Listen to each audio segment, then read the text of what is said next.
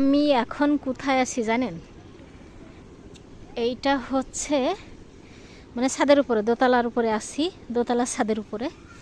এটা আমার মামার বাসা। আর ওই যে আমাদের বাড়ি দেখা যাচ্ছে। আর এখানে আসছি, ডাব দেখেন কি পরিমাণ ডাব ধরছে, অনেকগুলো গাছ। তো বাড়ির মধ্যে এই যে অনেক গাছ আর অনেক ডাব ধরছে দেখেন।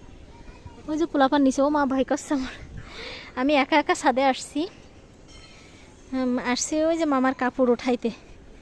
মামাদের বাড়ি আসছি, মামারা বাড়ি নেই, আমার মামানি ডাক্তার দেখাতে গেছে, তো আমি আসছি। তো এই দুটো ছাদের উপর কাপড় রয়েছে, তাই নিতে আসছি।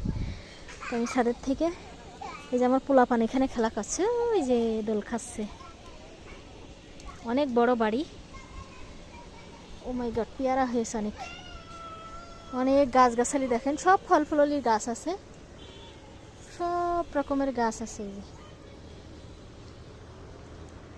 আর এই পাশেই তো মেন রোড দেখাচ্ছি।